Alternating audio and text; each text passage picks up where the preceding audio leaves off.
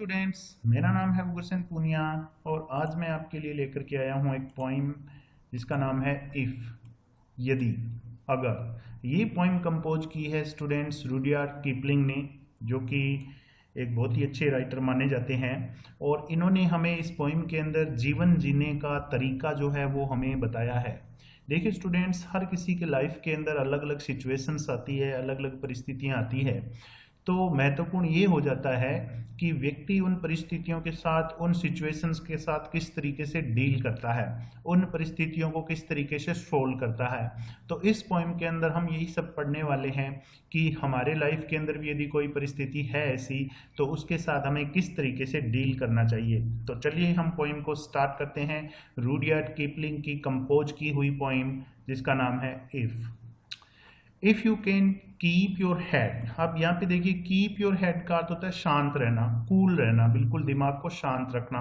यदि तुम अपने दिमाग को शांत रख सकते हो, व्हेन ऑल अबाउट यू, जब सभी लोग तुम्हारे बारे में ही बातें करें, और लूजिंग देयर्स, और सभी लोग अपना आपा खो रहे हों, अपना टेम्परेचर जो है, अपना टेम्परामेंट जो है उसको खो रहे हो, and blaming it on you, और इसका दोष भी वे तुम्हें ही दे रहे हो।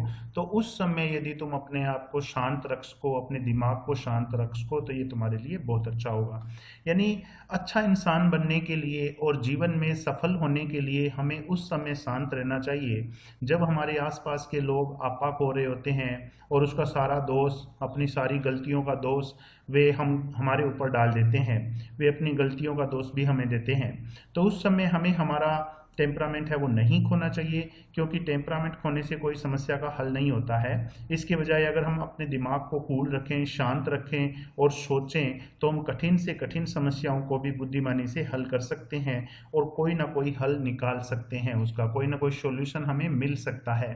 तो फर्स्ट टू लाइन्स के अंदर रुडयार्ड किपलिंग हमें बताने की कोशिश कर रहे हैं कि हमें जब हमारे बारे में लोग बातें कर रहे हो तो, और उस समय हमें शांत रहना चाहिए। लोग अपना आपा खो रहे हो, चिड़चिड़े हो रहे हो, अपनी गलतियों का दोष हमें दे रहे हो, तो उस समय हमें कूल रहना चाहिए, शांत रहना चाहिए, बिल्कुल भी ज़्यादा गुस्सा नहीं करना चाहिए।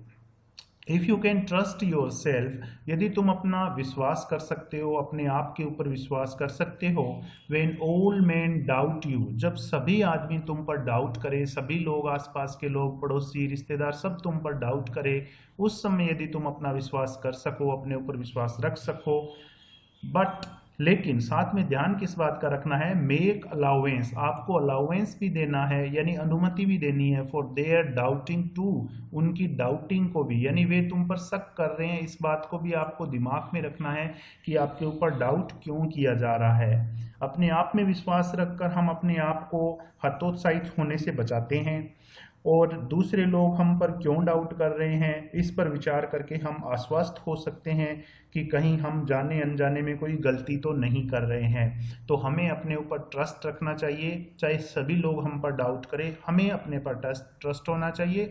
और जो लोग हम पर डाउट कर रहे हैं, उनके डाउट पर भी हमें ध्यान देना चाहिए कि वे हम पर डाउट क्यों कर रहे हैं। इफ यू कैन वेट, यदि तुम इंतजार कर सकते हो, and not be tired by waiting, और तुम इंतजार करने से टायर्ड नहीं होते हो, थकते नहीं हो, तो ये बहुत ही अच्छी एक क्वालिटी बताई है यहाँ पे। इसके अंदर जो रुडयार्ड किपलिंग है पोइट, वो पेशेंस पर जोर देते हैं कि हर इंसान के अंदर पेशेंस होना चाहिए, धैर्य होना चाहिए। तो कामयाब होने के लिए इंसान के अंदर बहुत ही अच्छी एक क्वालिटी है पेशेंस। वही बात यहाँ पे बता रहे हैं कि यदि तुम इंतजार कर सकते हो और इंतजार करते करते तुम थकते नहीं हो, तो हमें कठिन परिश्रम करना चाहिए और धैर्यपूर्वक फल का इंतजार करना चाहिए। ऐसे बहुत सारे उदाहरण हैं जब लोगों ने बड़े बड़े अवसरों को केवल इसलिए खो दिया क्योंकि वे धैर्य नहीं रख सके थे। बहुत सारी कहावतें भी इसके ऊपर बनी हुई है, जैसे हरी विल बरी, जल्दबाजी करोगे तो दफन हो जाओगे, हैस्ट मेक्स वेस्ट, जल्दबाजी करने से बर्बादी होती है, या फिर एक कहावत और आती है, पेशेंस पेज ऑफ, कि धैर्य का फल है वो हमें मिलता ही है।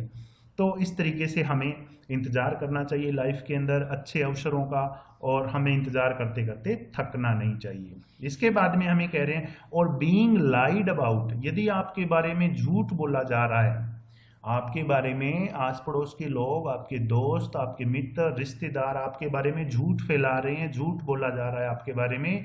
डोंट डील इन लाइज, तो आपको झूठ में डील नहीं करना है, यानी आपको भी सामने से झूठ नहीं बोलना है। तो यहाँ पर सच बोलने के ऊपर जोर दिया जा रहा है पोइट के द्वारा। यदि हमें लालच देकर भी झूठ बोलने के लिए कहा जाए तो कभी ना कभी लोगों को हमारे झूठ के बारे में तो पता चल ही जाएगा और फिर वे हमारा विश्वास करना बंद कर देंगे। इसलिए हमें हमेशा सच बोलना चाहिए, चाहे इसके लिए हमें कष्ट ही क्यों ना उठाना पड़े। तो हमारे बारे में जितना भी झूठ बोला जाए, हमें कभी भी झूठ नहीं बोलना चाहिए। और बीइंग हेटेड, और हमसे नफरत की जाए, यानी लोग हमसे नफरत करें, don't give way to hating, तो हमें हेटिंग को रास्ता नहीं देना, यानी नफरत नहीं करनी है बदले में। ये नहीं कि लोग हमसे नफरत कर रहे हैं और हम भी उनसे बदले में नफरत करना शुरू कर दें, ऐसा नहीं करना है। हमें हमेशा दूसरों के प्रति प्यार और सम्मान की भावना रखनी चाहिए, क्योंकि इस दुनिया में कोई भी व्यक्ति परफेक्ट नहीं होता है। हर व्यक्ति में कुछ अच्छाइयाँ होती है तो वहीं कुछ बुराइयां भी होती है। हमें केवल उनकी अच्छाइयों पर ध्यान देना चाहिए और उनकी बुराइयों से नफरत नहीं करनी चाहिए। और बीइंग हेटेड, इसलिए आपसे नफरत की जाए, don't give way to hating, तो आपको बदले में नफरत नहीं करनी है। And yet don't look too good, और क्या कह रहे हैं हमसे, हमें बहुत अच्छा नहीं बनना है। नो टॉक टू वाइज, और बहुत ज़्यादा वाइजली भी बात नहीं करनी है आम लोगों से, सामान्य लोगों से। बहुत ज़्यादा अच्छा भी नहीं बनना है और बहुत ज़्यादा वाइजली भी बात नहीं करनी है। अच्छी क्वालिटीज़ होने पर लोग क्या होते हैं, घमंडी हो जाते हैं और दिखावा करने लगते हैं। लेकिन कवि हमें कहते हैं कि हमें ऐसा बिल्कुल नहीं करना है। यदि हम ऐसा करेंगे तो दूसरे लोग हमारे साथ रहने से कतराएंगे, डरेंगे और हमारी संगति में अनकंफर्टेबल महसूस करेंगे। वे हमें गलत तरीके से गलत सिद्ध करने की भी कोशिश कर सकते हैं। इसलिए हमें लोगों के सामने अच्छा नहीं बनना है ज़्यादा, और लोगों के सामने ज़्यादा दिखावा नहीं करना है। ज़्यादा हमें उनके सामने वाइजली बात नहीं करनी है, नहीं तो हम घमंडी लगेंगे, बुरे लगेंगे, लोग हमारे बारे में गलत सोचना शुरू कर देंगे। तो इसलिए इन बातों का ध्यान रखना है। इसके बाद में है स्टूडेंट्स सेकंड स्टेंजा इस पोएम की। इफ़ यू कैन ड्रीम, यदि तुम सपना देख सकते हो, and not make dreams your master, और अपने सपनों को अपना मास्टर नहीं बनने देते हो। यानी हमें सपना तो देखना है, लेकिन हमें सपनों को हमारा मालिक नहीं बनने देना है। तो जीवन के अंदर कुछ बड़ा करने के लिए स्टूडेंट हमें बड़े बड़े सपने देखने होते हैं, लेकिन कभी हमें वार्न कर रहे हैं कि हमें केवल सपनों में ही खोए नहीं रहना है, वास्तविक परिस्थिति को भी दिमाग में रखना है। इसलिए हमें वास्तविकता को दिमाग में रखते हुए सपना देखना चाहिए और जीवन में सफल होना चाहिए। तो ये नहीं कि हम सपना देख रहे हैं और सपने में ही खोए रहते हैं, सपने हम पर हावी हो जाते हैं, ऐसा नहीं करना है। इफ़ यू कैन थिंक, यदि आप सोच सकते हो, and not make thoughts your aim, लेकिन हमें हमारे थॉट्स को, हमारे विचारों को ही हमारा लक्ष्य नहीं बना लेना है, हमारा एम नहीं बना लेना है कि हम सोचते ही रहें और उसी को हमारा लक्ष्य बना ले।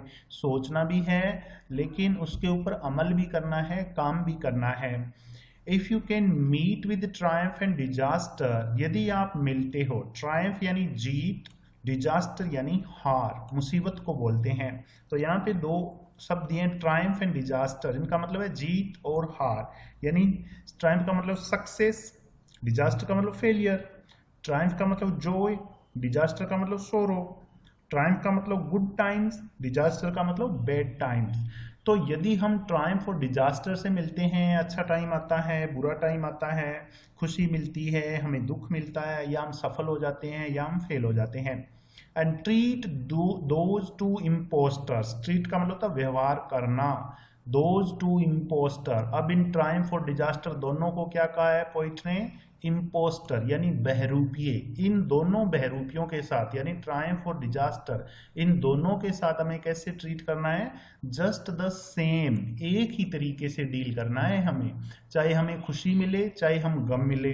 चाहे हमें सक्सेस मिल जाए, चाहे हम फेल हो जाएं, good time, bad time, Joy, sorrow, सबके अंदर हमें एक जैसा रहना है। क्या होता है कि ज़्यादा खुशी मिलने पर हम हमारे एम को भूल जाते हैं, खुशी को सेलिब्रेट करना शुरू कर देते हैं, और सेलिब्रेट करने के चक्कर में हम बड़ी जो अवसर होते हैं उनको खो देते हैं। और ऐसा ही हम डिजास्टर के अंदर करते हैं, दुखी होते हैं, विलाप करने के लिए बैठ जाते हैं, रोने के लिए बैठ जाते हैं, और उसके अंदर हमारा कॉन्फिडेंस है वो लूज हो जाता है, तो हमारे लक्ष्य जो है वो हमसे दूर हो जाते हैं। इसलिए पोइट हमें क्या सलाह दे रहे हैं कि इन दोनों जो इम्पोस्टर हैं, बहरूपी हैं, ये हमें आगे बढ़ने से रोकते हैं। चाहे हमें जीत मिले चाहे खुशी मिले, हमें दोनों के साथ एक जैसा व्यवहार करना है। If you can bear to hear, bear का अर्थ होता है सहन करना। यदि आप सुनना सहन कर सकते हो, the truth you have spoken, उस सच को जो आपने बोला है। मान लीजिए आपने किसी से सच बोला है, ट्विस्टेड बाई नेव्स, और उस सच को क्या कर दिया जाता है, ट्विस्ट कर दिया जाता है, तोड़ मरोड़ दिया जाता है। किसके द्वारा? बाई नेव्स, यानी दुष्ट लोगों के द्वारा, अनाड़ी लोगों के द्वारा, मूर्ख लोगों के द्वारा। नेव्स कहते हैं अनाड़ी, मूर्ख, दुष्ट लोग, जो बुरे लोग होते हैं उनको बोलते हैं। तो यदि आपने कोई सच बोला है किसी से, और उसको जो दुष्ट लोग हैं, बुरे लोग हैं, वो उसको तोड़ मरोड़ कर पेश करते हैं, to make a trap for fools, और क्या करते हैं, ट्रैप, एक जाल बनाते हैं, फॉर फूल, मूर्ख लोगों के लिए। यानी जो मूर्ख लोग हैं, जो भोले वाले लोग हैं दूसरे, उनके सामने एक जाल की तरह आपके कहे हुए शब्दों को ट्विस्ट करके पेश करते हैं। आपने जो बोला है वो नहीं बताते उनको, अपनी इज्जत बढ़ाने के लिए या अपना शौर्य बढ़ाने के लिए, अपना मान दूसरे लोगों के सामने बढ़ाने के लिए, वो आपके कहे हुए सच को तोड़ मरोड़ कर मूर्ख लोगों के सामने एक जाल की तरह पेश करते हैं, और उनको अपनी बातों के अंदर फंसाते हैं, और आपकी बुराई उनके सामने पेश करते हैं। यदि आप इस सिचुएशन को सहन कर सको तो ये आपके लिए बहुत अच्छा होता है, हमें इसको सहन करना चाहिए। और वॉच द थिंग्स, या फिर हम उन चीज़ों को देख सकें, you have gave your life to, जो आपने अपने जीवन में दी है। यानी आपने जो भी अपने लाइफ के अंदर कमाया है, बहुत कुछ आपने लाइफ के अंदर किया होगा, अचीव किया होगा, आपने कुछ लाइफ के अंदर बनाया है, ब्रोकन, यदि वो टूट जाए, मान लीजिए आपने कोई बहुत बड़ा सपना देखा हुआ है और वो आपका किसी वजह से खराब हो गया, टूट गया, तो क्या करना है, स्टूप, नीचे झुकना है, एंड बिल्ड देम अप, और उनको फिर से बनाना है, with worn out tools. Worn out मतलब टूटे फूटे, पुराने, टूल्स कहते हैं औजार को, टूटे फूटे जो औजार हैं हमारे, उनसे हमें उसको दोबारा बनाना है। ये नहीं कि हतोत्साहित दुखी होकर के बैठ जाना है। तो ये जो दो लाइनें हैं, ये हमें हमारे लाइफ के अंदर बहुत ही बड़ा संदेश दे रही है, बहुत ही बड़ा मैसेज दे रही है। जैसे बहुत सारे लोग क्या होते हैं, निराश होकर आत्महत्या कर लेते हैं, सुसाइड कर लेते हैं। तो यदि इस दो लाइनों के ऊपर आप विश्वास करो, इनको अच्छे से समझ लो, तो आपके दिमाग के अंदर ये बात कभी नहीं आएगी कि हमें जो भी हमने जीवन के अंदर कमाया है, यदि वो टूट जाए तो हमें निराश नहीं होना है, दुखी नहीं होना है, हमें फिर से बनाना है। वॉर्न आउट टूल से, जो टूटे फूटे औजार है उनसे उसको फिर से बनाना है। मैं आपको एक एग्जांपल बताता हूँ न्यूटन का। न्यूटन ने रिसर्च करी थी, थ्योरी लिखी थी, अपने खोज की थी उन्होंने, जो गुरुत्वाकर्षण के नियम दिए थे उसके ऊपर सालों लगाकर, बहुत सारे साल लगाए थे उसने उस थ्योरी के ऊपर। लेकिन क्या हुआ कि एक दिन उसकी जो थ्योरी थी, जो उसका रिसर्च था, वो सारे पेपर आग में जल गए थे, नष्ट हो गए थे। अब आप सोचिए, इतने महत्वपूर्ण पेपर, इतने सालों की मेहनत पूरी आग के अंदर जल गई और नष्ट हो गई। और तो न्यूटन ने क्या किया, न्यूटन ने आत्महत्या नहीं की, न्यूटन ने सुसाइड नहीं किया, वो निराश नहीं हुआ, बैठा नहीं, बल्कि क्या किया उन्होंने, अपने कागज और कलम उठाया और उस थ्योरी को शुरू से, बिगनिंग से फिर से लिखना शुरू किया। और आज हम जानते हैं न्यूटन किस मुकाम पे पहुंचे थे। आज हम उनको याद करते हैं उनके आविष्कारों के लिए। तो हमें भी लाइफ के अंदर ध्यान रखना चाहिए कि कोई भी जीवन के अंदर कुछ टूट जाता है, कुछ खत्म हो जाता है, तो हमें उसको फिर से बनाना चाहिए, ना कि हमें निराश होना चाहिए। इसके बाद में है स्टूडेंट थर्ड स्टेंजा। तो चलिए हम तीसरी स्टेंजा पढ़ते हैं इस पोइम की। If you can make one heap of all your winnings, heap कहते हैं ढेर को, ऑफ ऑल योर विनिंग्स मतलब जो भी आपकी जीत है, जो भी आपकी विनिंग्स है, जो भी आपने लाइफ में अचीव किया है, यदि उन सबको आप इकट्ठा कर लो, उसका एक ढेर लगा लो, एंड रिस्क इट, और इसका जोखिम उठाओ, इन विनिंग्स का, जो भी सारी अचीवमेंट आपकी लाइफ की है, उन सब का आप रिस्क ले लो, ऑन वन टर्न, एक ही बार में, of pitch and toss. Pitch and toss एक प्रकार का खेल होता है इंग्लैंड के अंदर, जिसमें सिक्का ऊपर उछाला जाता है, जिसका ऊपर जाता है, किसका कम ऊपर जाता है, इस तरीके का खेल होता है, तो एक प्रकार का जुआ होता है। तो यहाँ पे जो दो लाइन्स है इनके अंदर पॉइंट आपसे कह रहे हैं कि लाइफ के अंदर रिस्क लेना बहुत ज़्यादा जरूरी है। ये नहीं कि आपने कुछ अचीव कर लिया उसके बाद में आप खाली बैठ जाओ, तो आप आगे नहीं बढ़ पाओगे और ज़्यादा अचीव नहीं कर पाओगे। इसलिए आपको क्या करना चाहिए, यहाँ पे आपको मैसेज दिया है, बताया है कि यदि आप लाइफ के अंदर जितनी भी विनिंग्स आपने करी है, जो भी आपने अचीवमेंट हासिल करी है, उनको आप इकट्ठा कर लो और सारी की सारी अचीवमेंट का आप रिस्क लगा दो, जोखिम उठा लो और उनका जुआ खेल लो, यानी आप और ज़्यादा अचीव करने के लिए वो सारा आप लगा दो, तो आप बहुत ज़्यादा आगे बढ़ सकते हो लाइफ के अंदर। तो ये भी हमें करना चाहिए।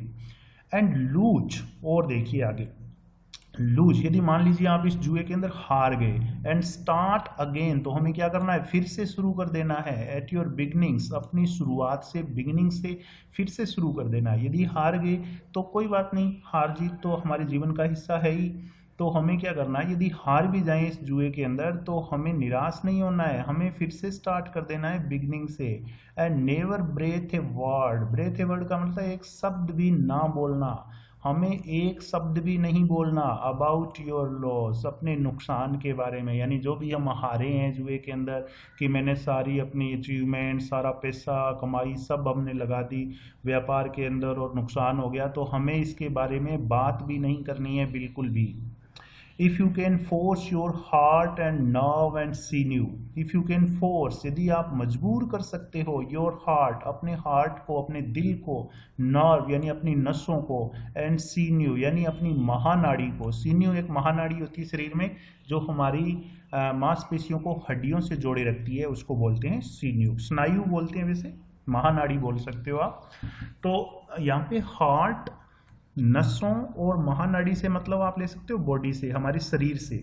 यदि आप अपने शरीर को फोर्स कर सकते हो, मजबूर कर सकते हो to serve your turn long, कि आपकी लंबे समय तक आपका शरीर आपकी सेवा करता रहे, आफ्टर दे आर गॉन, जब वे जा चुकी हो, यानी ये आपका हार्ट जवाब देने लगे, आपकी नसें जवाब देने लगे, आपकी महानाड़ी जवाब देने लगे, जब ये ख़त्म होने लगे ओल्ड एज की वजह से या बीमारी की वजह से, तो भी आपको अपने शरीर को फोर्स करना है, मजबूर करना है कि वो बना रहे, वो जवाब ना दे। ये नहीं कि आप चारपाई पे, बेड पे बैठ गए और उसके बाद में कुछ भी ना करें, हौसला हार जाएं, ऐसा नहीं करना है।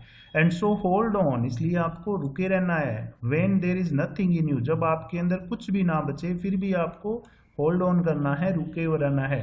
एक्सेप्ट द विल, एक्सेप्ट का अर्थ के अलावा, विल कहते हैं इच्छा को, उस इच्छा के अलावा आपके अंदर कुछ भी ना बचे।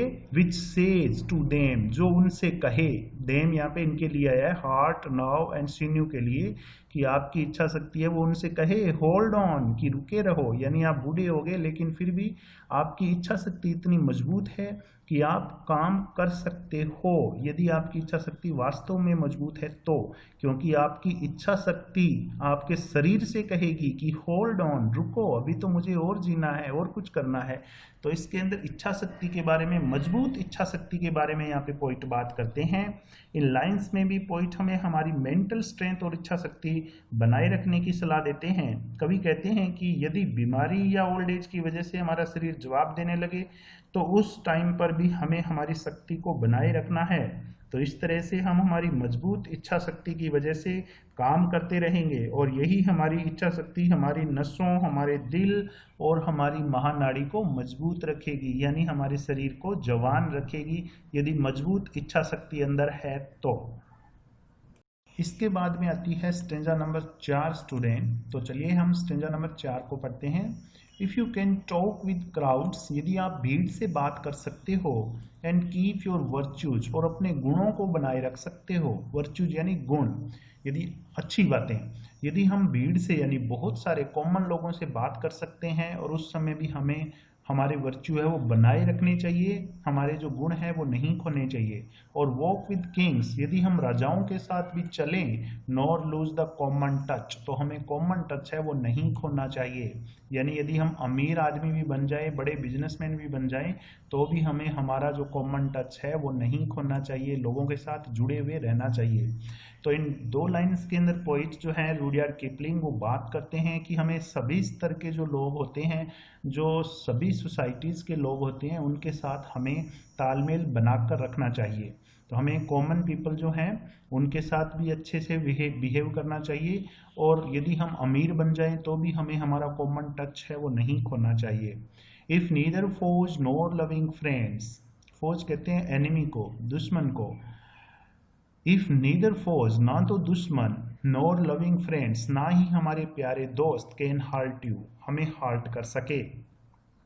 हमें ना तो हमारे दोस्त हैं वो हर्ट कर सके, और ना हमारे दुश्मन है वो हर्ट कर सके, हमें ऐसा बनना है। If all main count with you, सारे के सारे लोग यदि हमें बहुत ज़्यादा महत्व दें, बहुत ज़्यादा इंपॉर्टेंस दें, बट नन टू मच, लेकिन हमें किसी को भी इतना ज़्यादा अपने करीब नहीं लाना है कि वो हमें नुकसान पहुंचाना शुरू कर दे। जैसे मान लीजिए लोग आपको महत्व देंगे, बहुत ज़्यादा इंपॉर्टेंस देंगे, तो आपकी फीलिंग्स उनके लिए अलग हो जाएगी, और फिर आप अपनी ड्यूटी के अंदर उनको ज़्यादा इंपॉर्टेंस देने की सोचेंगे, और आप अपनी ड्यूटी है वो अच्छे तरीके से नहीं कर पाएंगे। इसलिए लोग हमें बहुत ज़्यादा इंपॉर्टेंस दे तो हमें उनको इतनी ज़्यादा इंपॉर्टेंस नहीं देनी है कि वो हमें नुकसान पहुंचाने के बारे में भी सोचे, या हमें उनकी वजह से किसी भी तरह का कोई भी नुकसान हो। तो हमें इस बात का भी ध्यान रखना है। If you can fill the unforgiving minute, यदि आप अनफॉरगिव मिनट को भर सकते हैं। अनफॉरगिव का मतलब वैसे तो माफ नहीं करना होता है अनफॉरगिव का मतलब, लेकिन यहाँ पे देखिए with 60 seconds worth of distance run, यहाँ पे क्या कहा है कि यदि आप 1 मिनट के अंदर 60 सेकंड्स होते हैं वर्थ ऑफ डिस्टेंस रन, और उसके अंदर इतनी ही दूरी आप तय करो, यानी 1 मिनट के अंदर 1 सेकंड का यदि आप अपने जीवन के अंदर प्रयोग करो तो आप सफल हो सकते हो। यहाँ पे इन दो लाइन्स के अंदर पॉइंट हमें बताना चाहते हैं कि हमें समय का महत्व है उसको भी समझना चाहिए। If you can fill the unforgiving minute with 60 seconds, यानी अनफॉरगिविंग लगाए, क्योंकि समय कभी लौट करके वापस नहीं आता है, एक बार टाइम जो निकल जाता है वो निकल जाता है। तो यदि हम 1 मिनट के अंदर 60 सेकंड्स होते हैं, उनमें 1 सेकंड का प्रयोग करना सीख लें तो हम सफल हो सकते हैं।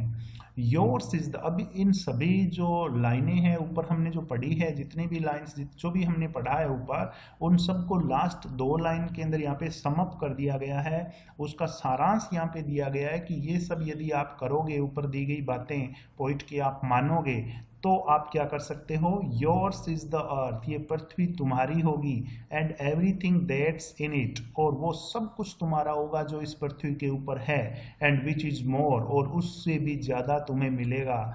You will be a man, तुम एक अच्छे आदमी बनोगे, माई सन, मेरे पुत्र।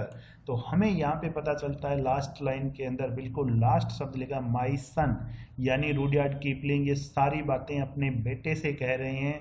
वो अपने बेटे को ये बता रहे हैं कि तुम्हें इन सब बातों का पालन करना है और अपने जीवन के अंदर सफल होना है। तो फिर भी उन्होंने अपने बेटे से कहा है, लेकिन बहुत सारे लोगों ने इनकी इस पोइम से कुछ सीखा है, अपने लाइफ के अंदर इस पोइम्स को उतारने की कोशिश करी है, और उन्होंने सफलता भी पाई है। तो आप भी इन बातों को यदि अपनाओगे तो ये पृथ्वी तुम्हारी होगी, और इस पृथ्वी के ऊपर जो कुछ भी है वो सब तुम्हारा होगा, यानी तुम बहुत ज़्यादा सफल हो सकते हो अपने जीवन के अंदर, और कभी भी निराश नहीं होगे, कभी भी आपको पीछे मुड़कर नहीं देखना पड़ेगा। तो ये थी पोइम स्टूडेंट्स इफ़, जिसका मैंने आपको एक्सप्लेनेशन अभी बताया है। आपको पोइम का एक्सप्लेनेशन पता चल गया हो, समझ में आ गया हो, तो प्लीज़ मेरे चैनल को लाइक करना, सब्सक्राइब करना और कमेंट तो ज़रूर करना। Thank you.